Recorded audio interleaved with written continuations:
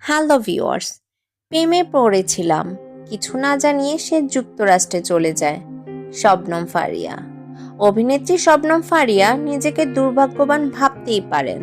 তার জীবনে এমন অনেক ঘটনাই আছে যেগুলো নিয়ে তিনি সবচেয়ে বেশি এক্সাইটেড। খুশি থাকার পরেও ঘটনাচক্রে তার আশাভঙ্গ হয়েছে। সম্প্রতি এমনই কিছু ঘটনার উদাহরণ টেনে ধরে ফেসবুকে একটি স্ট্যাটাস দিয়েছেন এই তারকা। ঢাকা পোস্টের পাঠকদের জন্য তা হুবহু তুলে ধরা হলো। একজন ঘনিষ্ঠ বন্ধুর বিয়ের অনুষ্ঠান নিয়ে কতই না উচ্ছ্বাসিত ছিলাম। আজ তার গায়ে হলুদের অনুষ্ঠান।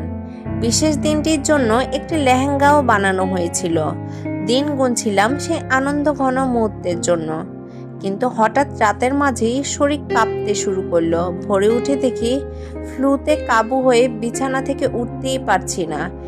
এখন তো জানিই না বিয়ের অনুষ্ঠান যেতে পারবো কিনা। এরকম ঘটনা আগেও ঘটেছে। একবার অনেক দিন আগে একটি কনসার্টের জন্য প্রস্তুতি নিয়েছিলাম। 1 মাস আগেই পোশাক ঠিক করে ফেলেছিলাম। খবর পাওয়ার সঙ্গে সঙ্গে টিকিট নিশ্চিত করার জন্য আয়োজকদের সঙ্গে যোগাযোগ করেছিলাম। উত্তেজনা দিন দিন বাড়ছিল। কিন্তু যখন সেই দিন এলো, স্টেডিয়ামের গেটের সামনে দাঁড়িয়ে থাকতে হলো। ভেতরে আর প্রবেশ করতেই পারিনি। কয়েক বছর আগে একটা আন্তর্জাতিক প্রকল্পে কাজ করার সুযোগ পেয়েছিলাম। এটি ছিল আমার প্রথম বিশ্বমঞ্চে কাজ করার সুযোগ। সবকিছু প্রস্তুত ছিল। কাগজপত্র জমা দেওয়ার 4 দিন আগে দূতাবাসে বন্ধ হয়ে গেল কোভিডের কারণে। ফ্লাইটও বন্ধ হলো, সেই সঙ্গে প্রকল্পটিও বাতিল হয়ে গেল। আমার প্রথম সিনেমা দেবী মুক্তির আগেও এমনই ঘটেছিল। পরিবারে অনেক সংগ্রামের পর অবশেষে একটি পেশা বেছে নিয়েছিলাম। বাবা মাকে গর্বিত করার অপেক্ষায় ছিলাম। কিন্তু সিনেমা মুক্তির 6-7 মাস আগেই বাবা মারা গেলেন।